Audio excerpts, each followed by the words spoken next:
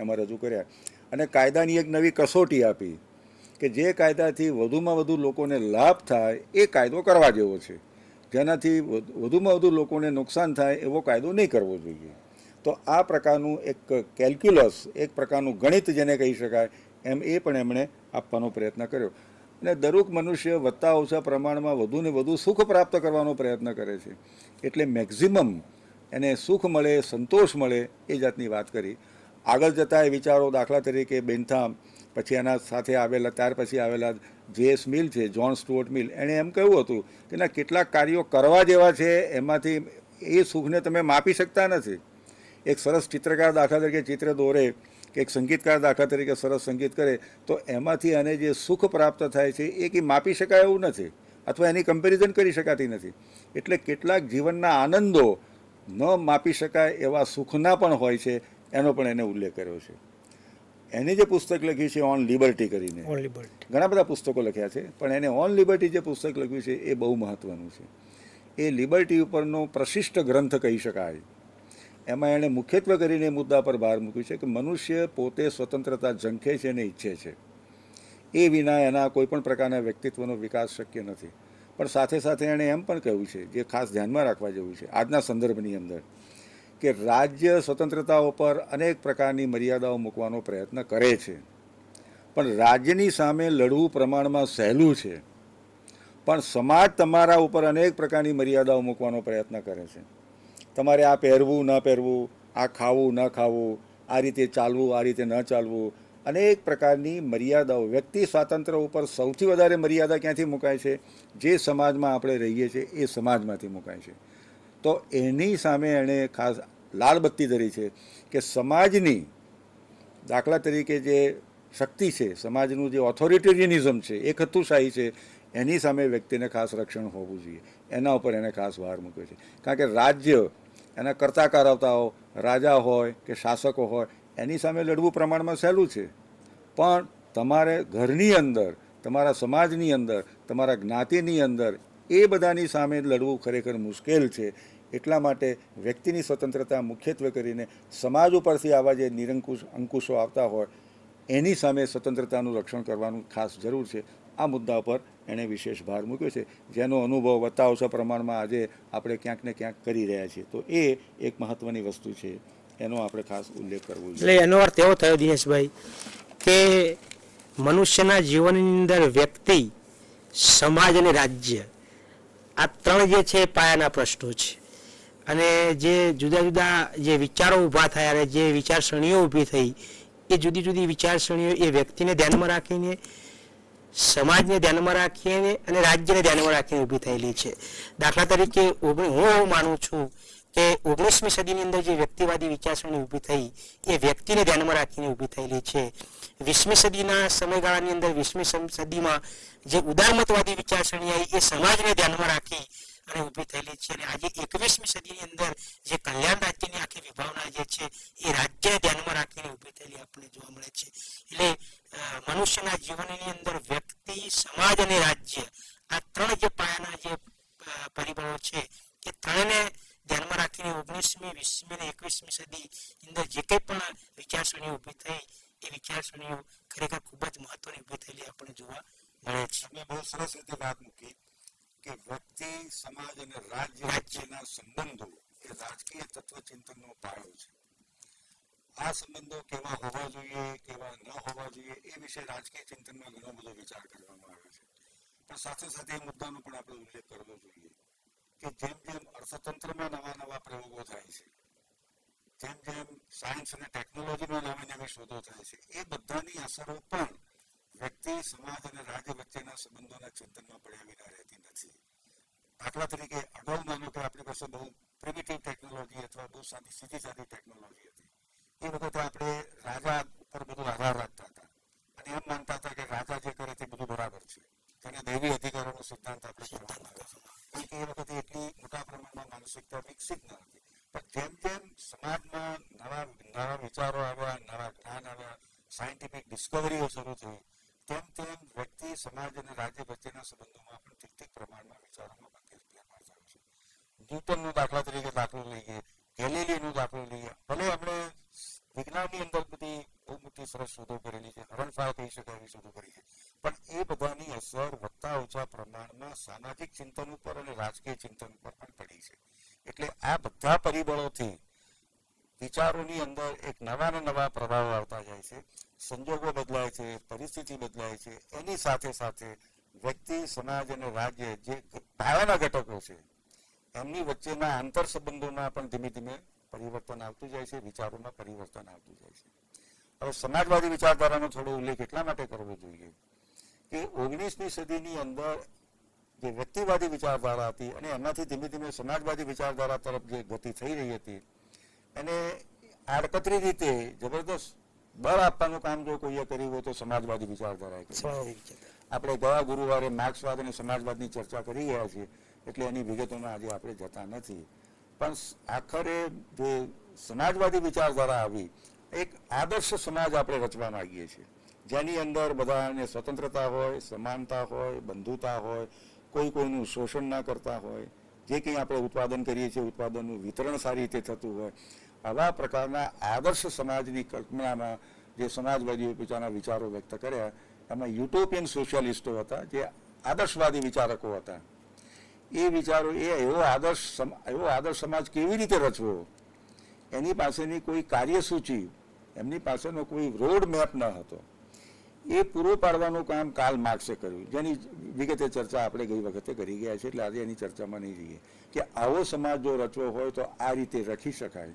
અને એણે પોતાના સમાજવાદને સાયન્ટિફિક સોશિયાલિઝમ એટલા માટે કહ્યો કે મનુષ્ય જાતિના આખા સામાજિક ઇતિહાસનું એણે ઊંડાણથી અભ્યાસ કર્યો, એનું વિશ્લેષણ કર્યું અને એમાંથી જે કેટલાક તારણો ઉપર આવ્યો એ તારણોને આધારે એને વર્ગ સંઘર્ષનો ખ્યાલ આપ્યો, ઉત્પાદનના સાધનોનું રાષ્ટ્રીયકરણ થવું જોઈએ કારણ કે ઉત્પાદનના સાધનો સમાજની માલિકીના હોવા જોઈએ, એ બધા વિચારો એણે આપ્યા.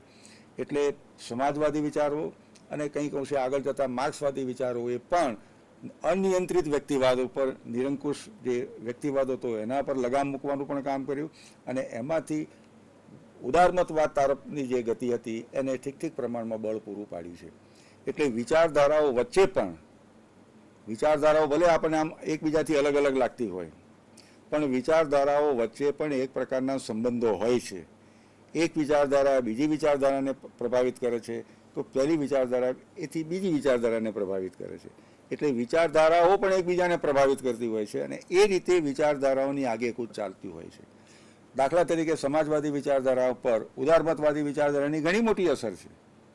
આખરે આપણે આ બધું કરીએ છીએ કોને માટે કરીએ છીએ તો વ્યક્તિ માટે કરીએ છીએ.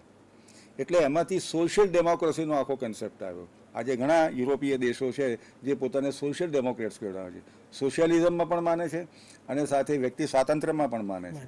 એટલે એવા જે પ્રયોગો છે એને સોશિયલ ડેમોક્રેસી અથવા સોશિયલ ડેમોક્રેટિક કન્ટ્રી કહેવામાં આવે છે. નોર્વે છે, સ્વીડન છે, ગ્રેટ બ્રિટન છે, આ બધા એક પ્રકારના સોશિયલ ડેમોક્રેસીસ છે. ઇંગ્લેન્ડની અંદર ફેબિયન સોશિયાલિઝમ આવ્યો, એણે બહુ મોટા પ્રમાણમાં આ બધી બાબતોને પ્રભાવિત કરવાનો પ્રયત્ન કર્યો છે. એટલે નિરંકુશ વ્યક્તિવાદ પણ ન ચાલે, નિરંકુશ રાજ્યવાદ પણ ન ચાલે, નિરંકુશ વર્ગ ઉપર આધારિત એવો માર્ક્સવાદ પણ ન ચાલે. આખરે બદલાતી જતી પરિસ્થિતિની અંદર અને બીજી વિચારધારાઓના પ્રભાવને કારણે દરેક વિચારધારાના જે એની જે ધાર હોય છે એ ધાર ધીમે ધીમે ઓગળતી જતી હોય છે અને એમ વિચારધારાઓનો પ્રવાહ ધીમે ધીમે આગળ વધતો જાય છે. તો આજે આપણે શરૂઆતમાં ગણપતિએ જે ઉલ્લેખ કર્યો એને ફરીથી આપણે આ આખા જે વિચાર પ્રવાહ છે એની સાથે સાંધવાનો આપણે પ્રયત્ન કરવો જોઈએ. દાખલા તરીકે નિરંકુશ વ્યક્તિવાદ ન ચાલે, નિરંકુશ કહી શકાય એવો સામ્યવાદ પણ ન ચાલે. એના પણ ઘણા દૂષણો છે, આના પણ ઘણા દૂષણો છે. એટલે છેવટે એમાંથી કોઈ એક સિન્થેસિસ ઊભું કરવું જોઈએ કે જેને કારણે સમાજના બધા જ વર્ગોને વધતા ઓછા પ્રમાણમાં કોઈને કોઈ પ્રકારનું વિકાસ કરવાની પૂરતા પ્રમાણમાં તક મળે. એટલે 19મી સદીના ઉધારની અંદર સમાજવાદી ચિંતનના પ્રભાવને કારણે ઉદારમતવાદમાં પણ મહત્ત્વના ફેરફારો થતાં આપણે નોંધી શકીએ છીએ. જેમાં સમાનતા, સ્વતંત્રતા ઉપર તો ભાર છે જ. સ્વતંત્રતા એ ઉદારમતવાદનું પાયાનું ઘટક છે એટલે એના પર તો ભાર છે, પણ બીજા કેટલાક મહત્ત્વના મૂલ્યો ધીમે ધીમે એમાં ઉમેરાય છે. જેમાં સમાનતા આવે છે, સામાજિક ન્યાય આવે છે અન્યાય અને શોષણનો વિરોધ અથવા તો અન્યાય અને શોષણની નાબૂદી આવે છે. પરિણામે ઉદારમતવાદના સ્વરૂપમાં એક જબરદસ્ત પરિવર્તન આવે છે. ઉદારમતવાદ માત્ર વ્યક્તિવાદ સાથે ગંઠાયેલો રહેતો નથી, પણ ઉદારમતવાદ પોતે ઉદાર બને છે. એટલે લિબરલિઝમ બીકમ્સ મોર લિબરલ, કે જેથી કરીને સમાજના મોટા ભાગના જે સમૂહો છે એ બધાના ઉત્કર્ષમાં રાજ્ય મહત્વની ભૂમિકા ભજવી શકે. તમે ઉદારમતવાદની અંદર ઉદાર શબ્દ જે એક મિનિટ કીધું, આમ આખું મુદ્દો પૂરો કરી લઉં. ઉત્પાદન કર્યા વિના કોઈ પણ સમાજને ચાલે નહીં, પણ ઉત્પાદનનો લાભ કોને મળે? ઉત્પાદકોને લાભ મળે કે ઉત્પાદનનો લાભનું સમાન વિતરણ થવું જોઈએ. એટલે આ જે સમાજવાદી વિચારની અસરને કારણે જે કંઈ ઉત્પાદન થાય એ ઉત્પાદનનું સમાન વિતરણ થવું જોઈએ. સંપત્તિનું આત્યંતિક કેન્દ્રીકરણ ન થવું જોઈએ, કારણ કે મુઠ્ઠીભર લોકોના હાથમાં જો સંપત્તિ હોય તો એ શોષણનું સાધન બનવાનું છે, એ અન્યાયનું સાધન બનવાનું છે.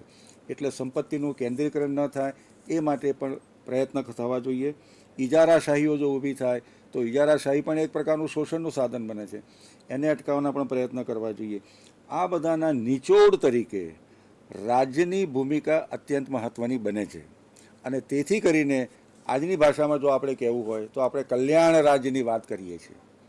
આજે બધી લિબરલ ડેમોક્રેસી પછી મૂડીવાદ તરફ ઝોક ધરાવતી હોય, દાખલા તરીકે અમેરિકા છે, એ મોટા પ્રમાણમાં મૂડીવાદી ઝોક ધરાવે છે, પણ બહુ મોટા પ્રમાણમાં કલ્યાણ રાજ્યની યોજનાઓ અમેરિકાએ પણ સ્વીકારી છે, જેને સામાજિક સલામતીની યોજનાઓ કહેવામાં આવે છે. બ્રિટન જેવા દેશે પણ સ્વીકારી છે, મોટાભાગના યુરોપીય દેશોએ સ્વીકારેલી છે. તો એ દ્રષ્ટિએ જોવા જઈએ તો કલ્યાણ રાજ્યનો ખ્યાલ એ વ્યક્તિવાદથી શરૂ કરીને વાયા ઉદારમતવાદ અને આ બાજુથી સમાજવાદી વિચારધારાનો પ્રભાવ, એનું એક સિન્થેસિસ આજે આપણને કલ્યાણ રાજ્યમાં જોવા મળે છે. રાજ્ય કોને માટે છે? બધા લોકોના કલ્યાણ કરવા માટે છે, જેમાં આર્થિક કલ્યાણ પણ આવી જાય, એનું સામાજિક કલ્યાણની વિવિધ પ્રકારની યોજનાઓ પણ આવી જાય, રાજકીય રીતે પોતાની સ્વતંત્રતા ભોગવી શકે એ દ્રષ્ટિએ પણ એમાં એનું કલ્યાણ આવી જાય. એટલે કલ્યાણ રાજ્યનો ખ્યાલ એ આજે સૌથી વધારે મહત્ત્વનો બન્યો છે. અને કલ્યાણ રાજ્ય મહદ અંશે આપણે ઉદારમતવાદમાં ખાસ કરીને જોવા મળે છે. તો એ દ્રષ્ટિએ જોવા જઈએ તો વિચારધારાઓનો પ્રવાહ આગળ વધતા વધતા આજે કલ્યાણ રાજ્યના ખ્યાલની સાથે એ આવેલો છે. એના ઉપર આપણે ખાસ ભાર મૂકવો જોઈએ. એમાં બેકારી નાબૂદ થવી જોઈએ, ગરીબી નાબૂદ થવી જોઈએ, અને જેને આપણે વંચિત વર્ગો કહીએ છીએ, અસહાય વર્ગો કહીએ છીએ, નબળા વર્ગો કહીએ છીએ, એના ઉત્કર્ષ માટે રાજ્ય ખાસ પ્રબંધો કરવા જોઈએ. ત્યાં સુધી કલ્યાણ રાજ્યનો ખ્યાલ વિકસેલો છે. આ બાજુ જોવા જઈએ તો ગાંધીજીના વિચાર સાથે પણ મેળ બેસે છે. સર્વોદયનો વિચાર ગાંધીજીએ આપેલો છે, પણ સર્વોદયની આરંભ કેવી રીતે કરવો? તો ગાંધીજીએ કહ્યું હતું કે જે છેલ્લો બેઠેલો છે, અંત્યોદયથી સર્વોદય સુધી આપણે જવાનું છે. સર્વોદયમાં બધા આવી જાય છે, પણ એનો આરંભ કરવો હોય તો જે છેવાટે બેઠેલો માણસ છે એનાથી આપણે, આ એક જડીબુટ્ટી ગાંધીજીએ આપી છે, એ પણ આ બધા વિચારોની અંદર એક ફલશ્રુતિ તરીકે આપણે કરી શકીએ છીએ કે ભાઈ આપણે વિકાસ કરવો છે, બધાનો વિકાસ કરવો છે, પણ આરંભ ક્યાંથી કરશો? તો સૌથી વધારે જેને જરૂર છે, જેને સશક્તિકરણની જરૂર છે, જેને પોતાનું પેટીયું રળવાની જરૂર છે, જેને રોજગારીની જરૂર છે, જેને અનાજની જરૂર છે, એનાથી આપણે શરૂઆત કરવી જોઈએ. એટલા માટે સર્વોદયની આરંભ અંત્યોદયથી થવો જોઈએ. એ પણ આ બધા વિચારોની સાથે આપણે ખૂબ સારી રીતે જોઈ શકીએ છીએ. હા, તમે શું કહેતા હતા? તમે ઉદારમતની વાત જે કરી એમાં ઉદાર શબ્દ જે મૂકે ખરેખર બહુ સરસ મૂકી દિનેશભાઈ. કારણ કે રાજ્યએ અત્યારે ઉદાર બનવાની જરૂર છે. વ્યક્તિની બાબતમાં રાજ્યે એટલું બધું ઉદાર બનવું કે કયા કયા ક્ષેત્રમાં ઉદાર બનવું જોઈએ, તો ખાસ કરીને આર્થિક ક્ષેત્રની અંદર રાજ્ય ઉદાર બનવું જોઈએ. સામાજિક બાબતો જે છે, સામાજિક બાબતોની અંદર પણ રાજ્ય ઉદાર બનવું જોઈએ. કારણ કે ઉદારમતવાદમાંથી કલ્યાણ રાજ્યની આખી જે વિભાવના ઊભી થયેલી છે, એ આજે આપણે 21મી સદીની અંદર જ્યારે જીવન જીવીએ છીએ ત્યારે રાજ્ય એ કલ્યાણ રાજ્ય બન્યું છે, વેલફેર સ્ટેટ બન્યું છે. અને આ વેલફેર સ્ટેટની આખી જે વિભાવના જે છે એમાં વ્યક્તિના વિકાસ, સર્વાંગી વિકાસ માટે રાજ્ય એવી સગવડો ઊભી કરવી પડશે કે જેથી કરીને વ્યક્તિનો સર્વાંગી વિકાસ થાય. અને ખાસ કરીને આરોગ્યલક્ષી સેવાઓ, કારણ કે મનુષ્યનું આરોગ્ય એ ખૂબ જો સારું હોય તો સમાજ એ તંદુરસ્ત બની શકે છે. અને આજની જે સરકારો જે છે એ આજની સરકારો અને આજના જે રાજ્યો જે છે એ કલ્યાણ રાજ્યને વધુને વધુ કલ્યાણ બનાવવા માટે, મજબૂત બનાવવા માટે ખરેખર ખૂબ સારા એવા પ્રયત્નો કરે છે. અને ખાસ કરીને આરોગ્યના ક્ષેત્રે રાજ્ય સરકારો જે સગવડો ઊભી કરે છે અથવા રાજ્ય જે કંઈ પણ સગવડો ઊભી કરે છે એ મનુષ્યના હિત માટે અથવા તો વ્યક્તિના હિત માટે છે. એ વ્યક્તિવાદી જે વિચારસરણી છે અથવા તો ઉદારમતવાદી વિચારસરણી જે છે એ રાજ્ય અને વ્યક્તિ વચ્ચેના જે સંબંધોની આપણે ચર્ચા કરીએ છીએ એમાં ખાસ કરીને છેવટની સત્તા સાર્વભૌમત્વની દ્રષ્ટિએ આપણે રાજ્યને આપે છે. કારણ કે સાર્વભૌમત્વની સત્તા જે રાજ્યને આપે છે એનો અર્થ એવો થયો કે રાજ્ય જે કંઈ પણ કાર્યો કરે છે અથવા રાજ્ય જે કંઈ પણ સગવડો ઊભી કરે છે એ છેવટે સમાજ માટે કરે છે, વ્યક્તિ માટે કરે છે અથવા વ્યક્તિઓના સમૂહ માટે કરે છે. કારણ કે બંધારણની અંદર જે કાયદાઓ મૂકવામાં આવ્યા છે, બંધારણની અંદર જે કલમો મૂકવામાં આવી છે અથવા રાજ્ય સરકારો જે કંઈ પણ કાયદાઓ ઘડે છે એ તમામે તમામ કાયદાઓ છેવટે જો આપણે તપાસ કરીએ અથવા એનો જો ઊંડાણથી અભ્યાસ કરીએ તો જે કંઈ પણ કાયદાઓ જે છે એ કાયદાઓ છેવટે વ્યક્તિના હિત માટે છે.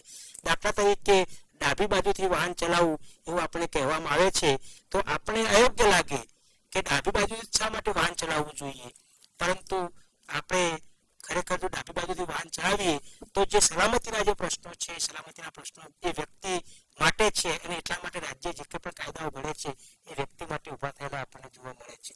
સરસ, તમે આખી વસ્તુને ખૂબ સરસ રીતે સરળ ભાષામાં મૂકી આપી હનુમાનભાઈ. તો રાજ્યનું કાર્યક્ષેત્ર વધે છે, કલ્યાણ રાજ્યનું કાર્યક્ષેત્ર વધે છે, એ દ્રષ્ટિએ રાજ્યના કાર્યક્ષેત્રમાં બહુ મોટા પ્રમાણમાં વધારો થાય છે. આપણા બંધારણનો જો આપણે ઉલ્લેખ કરી લઈએ ખાસ કરીને આ સંદર્ભની અંદર, તો આપણા બંધારણમાં તમે શું જાણો છો તેમ મૂળભૂત અધિકારો આપવામાં આવ્યા છે, મૂળભૂત સ્વતંત્રતાઓ આપવામાં આવી છે અને પછી પાછળથી મૂળભૂત ફરજો પણ એમાં દાખલ કરવામાં આવી છે. પણ મારી દ્રષ્ટિએ સૌથી વધારે મહત્વનો જો કોઈ મુદ્દો હોય આપણા બંધારણમાં તો તે છે રાજનીતિના માર્ગદર્શક સિદ્ધાંતો. રાજનીતિના માર્ગદર્શક સિદ્ધાંતોનો જો નિચોડ હોય તો એક એવા પ્રકારનું કલ્યાણ રાજ્ય આપણે સ્થાપવા માંગીએ છીએ કે જેમાં શોષણ ન થતું હોય, કોઈને અન્યાય ન થતો હોય, એક સમતા પ્રધાન સમાજની રચના કરવા માંગીએ છીએ. આપણે સ્વાતંત્ર્ય યુદ્ધ લડ્યા, શા માટે લડ્યા?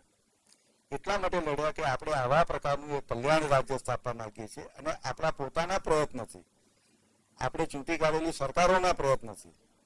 અંગ્રેજો દાખલા તરીકે આપણે ત્યાં કલ્યાણ રાજ્ય સ્થાપે તો આપણને કોઈ વાંધો હતો? આપણને વાંધો એટલા માટે હતો કે એ સુરાજ્ય હોઈ શકે, સ્વરાજ્ય હોઈ શકે. આપણી જે લડત હતી એ સ્વરાજ્ય મારફતે સુરાજ્યની હતી. અને આવું સુરાજ્ય જે આપણે આપણા દેશ નેતાઓ ઝંખતા હતા, શહીદોએ એના માટે બલિદાનો આપેલા છે, એ એટલા માટે આપ્યું છે કે સૌના ઉત્કર્ષ માટે આપણે એક કરવાનો પ્રયત્ન કરીએ છીએ. તો એનું એક સોશિયલ પરિવર્તન, સોશિયલ ચેન્જ, કેવા પ્રકારનું સોશિયલ ચેન્જ આપણે અર્થતંત્રમાં, રાજકીય ક્ષેત્રમાં, સામાજિક ક્ષેત્રમાં, વહીવટી ક્ષેત્રની અંદર, ન્યાયના ક્ષેત્રની અંદર, આંતરરાષ્ટ્રીય ક્ષેત્રની અંદર કેવા પ્રકારનું આપણે એક ઈચ્છનીય પરિવર્તન લાવવા માંગીએ છીએ એનો જો કોઈ સુંદર એજન્ડા હોય તો રાજનીતિના માર્ગદર્શક સિદ્ધાંતોમાં છે. બીજા શબ્દોમાં કહેવું હોય, વિચારધારાઓમાં કહેવું હોય તો એમાં લિબરલ અને સાથે સાથે સોશિયલિસ્ટિક કહી શકાય એવા કેટલાક પાયાના સિદ્ધાંતો પણ એમાં મૂકવામાં આવેલા છે. બ્રોડલી એ કલ્યાણ રાજ્યનો ખરીતો છે એમ પણ આપણે ચોક્કસ કહી શકીએ કે ભારતનું રાજ્ય આવું બને એ માટે રાજ્યે જ્યારે પોતાની નીતિઓ ઘડવાની થાય ત્યારે એના તરફ નજર કરે કે એમાંથી કઈ કઈ નીતિઓ આપણે ઘડવાની છે. એટલે રાજનીતિના માર્ગદર્શક સિદ્ધાંતો ભલે બંધારણમાં એને અમલમાં એટલે કે એન્ફોર્સિએબલ ન ગણાય પણ છતાં એનું મહત્વ જરા ઓછું નથી. બાબા સાહેબ આંબેડકરે કહ્યું છે કે આ they are fundamentals in the governance of the country. દેશના શાસનમાં એમનું સ્થાન અત્યંત પાયાનું છે.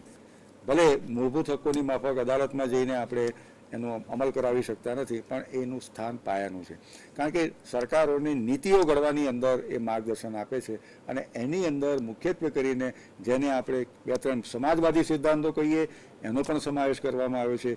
જેમ કે સમાજની સંપત્તિનું કેન્દ્રીકરણ ન થવું જોઈએ, અથવા બીજી બાજુ એમ કહેવામાં આવ્યું છે કે સમાજના જે કંઈ સંપત્તિ છે એનું ઇક્વિટેબલ ડિસ્ટ્રીબ્યુશન થવું જોઈએ, સમાજના વ્યાપક હિતની અંદર એનો ઉપયોગ થવો જોઈએ. આ 2 મહત્વના સિદ્ધાંતો મૂકવામાં આવેલા છે. એટલે સોશિયલિસ્ટ શબ્દ પણ આપણે આપણા બંધારણમાં મૂકેલો છે પણ એનો અર્થ સમાજવાદી પ્રથાઓની અંદર જે સમાજવાદ છે એવો થતો નથી. આપણો સમાજવાદ જે સમાજવાદી આદર્શની આપણે કલ્પના કરીએ છીએ અને જે સ્થાપિત કરવાનો પ્રયત્ન કરીએ છીએ એ લોકશાહીને વરેલો સમાજવાદ છે, ડેમોક્રેટિક સોશિયાલિઝમ છે. એકલો સોશિયાલિઝમ જો હોય તો સોવિયત યુનિયનની અંદર અને કંઈક અંશે ચાઇનાની અંદર જે આપણને જોવા મળે છે કે ક્યુબામાં જોવા મળે છે કે વિયેટનામમાં એક વખતે જોવા મળતો હતો, એવા પ્રકારનું સોશિયાલિઝમ નથી. એક કત્તું કહી શકાય એવી એક પાર્ટીનું શાસન આપણે ત્યાં નથી. આપણો સમાજવાદ અથવા સમાજવાદી ઢબની સમાજ રચના એ લોકશાહીને વરેલી છે. એટલે બંને વચ્ચેનો જે સંબંધ છે એના પર પણ આપણે ખાસ ભાર મૂકવો જોઈએ. જે કંઈ કરવાનું છે એ બંધારણની મર્યાદામાં રહીને કાયદા દ્વારા કરવાનું છે, કાયદાનું શાસનની અંદર રહીને કરવાનું છે, લોકોની સંમતિ મેળવીને કરવાનું છે, અવારનવાર ચૂંટણીઓ કરીને આ બધું કરવાનું છે. એટલે એ દ્રષ્ટિએ આપણો જે પ્રગતિ ધીમે ધીમે આગળ ગઈ અને જે કલ્યાણ રાજ્યનો વિચાર આવ્યો એ કલ્યાણ રાજ્યના વિચારને આપણે બંધારણની અંદર ખૂબ સુંદર રીતે સ્થાન આપેલો છે કે જેથી કરીને શોષણવિહીન, અન્યાય જેમાં ન હોય અને એક પ્રકારની સમતા હોય, ઇક્વિટી સ્થપાયેલી હોય, માત્ર સમાનતા નહીં, ઇક્વિટી, ન્યાય હોય એની અંદર, એવા પ્રકારની સમાજ રચના કરવા માગીએ છીએ. અને એનું સાધન છે રાજ્ય. જે રાજ્ય લોકશાહી સિદ્ધાંતોને આધારે ચાલનારું હશે, જે રાજ્ય ભારતના બંધારણની અંદર એને આપવામાં આવેલી સત્તાઓ આધારે ચાલનારું હશે. તો આ એક વિશાળ અર્થમાં આપણે વ્યક્તિવાદથી શરૂ કરીને ખાસ કરીને ઉદારમતવાદ અને કલ્યાણ રાજ્યના વિચારો સુધી આપણે આવ્યા. અત્યારે જે પ્રશ્નો ઊભા થયા છે ખાસ કરીને આપણા દેશમાં અને વિશ્વના બીજા દેશોમાં, એનો પણ થોડો ઉલ્લેખ આપણે કરી લેવો જોઈએ. અમેરિકાની અંદર આર્થિક મંદી જે આવી એની અસર યુરોપ ઉપર મોટા પ્રમાણમાં પડી, એની અસર જાપાન ઉપર પણ પડી, કંઈક અંશે ભારત ઉપર પણ પડી છે, ચીન ઉપર પણ પડી છે. હવે ઇંગ્લેન્ડ, અમેરિકાની અંદર ને યુરોપની અંદર એક નવી વિચારણા શરૂ થયેલી છે કે જે પ્રકારનું કેપિટલિઝમ અમેરિકામાં વિકસ્યું, ઓફકોર્સ વેલફેરિઝમ ત્યાં હતું ન હતું નહીં, પણ જે પ્રકારનું કેપિટલિઝમ, જે મલ્ટીનેશનલ કોર્પોરેશનો દ્વારા જે કોર્પોરેટ કેપિટલિઝમ જે વિકસ્યું, એના બહુ માઠા પરિણામો અમેરિકાને ભોગવવાના આવ્યા અને એની સાથે સાથે સમગ્ર વિશ્વને પણ માઠા પરિણામો ભોગવવાની અંદર આવ્યા. આજે તમે જોઈ શકો છો કે અમેરિકામાં બેકારીનો દર સૌથી વધારે છે, 10% જેટલી બેકારી છે. એટલે અમેરિકાની અંદર હવે રાજ્ય તરફ નજર મૂકવામાં આવે છે. અમેરિકન સ્ટેટ, અમેરિકન સરકાર મોટા પ્રમાણમાં ઉદ્યોગોને ફરીથી ચાલુ કરવા માટે સ્ટિમ્યુલસ આપે છે, બેન્કોને સ્ટિમ્યુલસ પૂરી પાડે છે. નહીં તો બેન્કો બધી દેવામાં ડૂબી જાય, તમારી પાસે જે કંઈ બચતો છે બચતો બધી એક રાતની અંદર બધી ધોવાઈ જાય, તો કેટલી મોટા પ્રમાણમાં ખાના ખરાબી થાય, જેને ગ્રેટ ડિપ્રેશન કહેવામાં આવે છે. 1920s જે આવ્યું હતું અમેરિકાની અંદર, એની યાદ તાજી થાય એવા પ્રકારની પરિસ્થિતિ આજે અમેરિકામાં ઊભી થઈ છે. એની અસર યુરોપમાં પણ ઊભી થઈ છે. જે પ્રકારનું વેલફેરિઝમ વધી ગયું હતું. વેલફેરિઝમ સારી વસ્તુ છે, પણ એ પાછું એક વાદ ના બનવો જોઈએ, વેલફેરિઝમ ના બનવું જોઈએ. વેલફેર સ્ટેટ બરાબર છે, પણ વેલફેરિઝમ બને એટલે એની બધી જે આત્યંતિકતાઓ છે એની અંદર આવી જાય. એટલે એને કારણે રાજ્યોના અંદાજપત્રો બધા ખોરવાઈ ગયા, મોટા પ્રમાણમાં ખાધપૂર્વક અંદાજપત્રો કરવામાં આવ્યા, એને કારણે આંતરરાષ્ટ્રીય વેપાર પણ ઘણી બધી માઠી અસર પડી. તો ધીરે ધીરે રાજ્યની અસરકારક ભૂમિકા ઉપર આજે આપણે જઈ રહ્યા છીએ. અર્થતંત્રને બચાવવાનું કામ કેવળ અર્થતંત્ર કરી શકવાનું નથી, કારણ કે અર્થતંત્રની માઠી અસરો સામાન્ય વ્યક્તિથી માંડીને બધાને અસર થતી હોય છે. તો એને ઉગારી લેવાનું કામ છેવટે રાજ્ય કરવાનું છે. એટલે મોટા પ્રમાણમાં ઇન્ટરવેન્શન, રાજ્યની દરમિયાનગીરી આજે તમે જોઈ શકો છો. રાજ્ય પોતે પોતાના ખર્ચો ઘટાડવા પડશે, રાજ્ય પોતાના સંરક્ષણ પાછળ થનારા ખર્ચો પણ ઘટાડવા પડશે, કારણ કે મોટા પ્રમાણમાં જે અંદાજપત્રો રજૂ કરવામાં આવતા હતા તે ખાધવાળા અંદાજપત્ર હતા. તો એ બધાને કારણે ફરીથી એક વખતે રાજ્ય તરફ નજર થાય છે. પણ રાજ્યને બધું સોંપી દેવાનું નથી, એમાં પણ પાછો વિવેક તો જાળવવાનો જ છે. રાજ્યને અમુક બાબતો સોંપવાની છે જેના માટે રાજ્ય કરી શકે તેમ છે. બાકીની બીજી બધી જે બાબતો છે એ કોઈને કોઈ રીતે બજારને સોંપવાની છે, પણ એ બજાર ઉપર પાછું રાજ્યનું નિયંત્રણ હોવું જોઈએ. બજારને તમે માલિક ના બનાવી શકો, બજારને તમે ચાકર બનાવી શકો, નોકર બનાવી શકો. માલિકી જો તમે બજારને આપી તો બજારનું લોજિક તદ્દન જુદી રીતે કામ કરનારું છે. તો આ બધી બાબતો વિશે નવેસરથી ચિંતન આજે શરૂ થયું છે, કારણ કે કેપિટલિઝમના જે આત્યંતિકતાઓ હતી, જેને ક્રોની કેપિટલિઝમ કહેવામાં આવે છે, મારફાડ કેપિટલિઝમ કહેવામાં આવે છે, એવા પ્રકારના કેપિટલિઝમના ઘણા બધા દૂષણો આજે આપણને જોવા મળે છે. એની સામે ધીરે ધીરે ફરીથી એક નવો પ્રવાહ, વિચાર પ્રવાહ આવ્યો છે કે ભાઈ કેટલીક બાબતો રાજ્યને સોંપવી જોઈએ, નિયંત્રણ કરવાનું કામ રાજ્યને સોંપવું જોઈએ, દરેક બાબતમાં દખલગીરી કરવાનું કામ નહીં, પણ પાયાના મુદ્દાઓ છે એમાં પાણીનો દાખલા તરીકે પ્રશ્ન છે. એમણે ગણપતભાઈએ આરોગ્યની વાત કરી. પાણી છે, સેનિટેશન છે, આરોગ્ય છે, શિક્ષણ છે, આ બધી બાબતોએ રાજ્ય વધારે અસરકારક ભૂમિકા ભજવવી જોઈએ, જે રાજ્ય લોકો દ્વારા સંચાલિત થતું હોય. તો આ રીતે જો આપણે આપણી ચર્ચાઓને લઈએ તો મને લાગે છે કે અત્યારે જે પરિસ્થિતિ ઊભી થઈ છે એમાંથી પણ આપણને કંઈક જરૂરી માર્ગદર્શન મળે. વિચારોનો પ્રવાહ ચાલ્યા જ કરતો હોય છે, પરિસ્થિતિ બદલાય છે, ટેકનોલોજી બદલાય છે, નવા નવા વિચારો આવે છે, એક વિચાર બીજા વિચારને પ્રભાવિત કરે છે.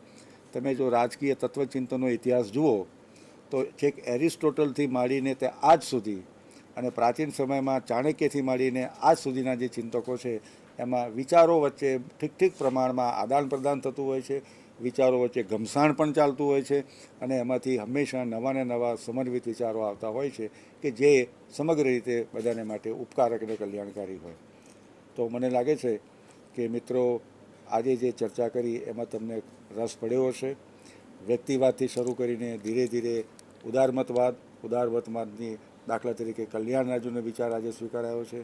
મોટાભાગની જે લોકશાહી છે એ પોતાને લિબરલ ડેમોક્રેસી તરીકે ઓળખાવે છે, કારણ કે લિબરલિઝમ અને ડેમોક્રેસી એ બંને વચ્ચે એક પ્રકારનું સંયોજન આજે આપણને જોવા મળે છે. મૂડીવાદ, એકલો મૂડીવાદ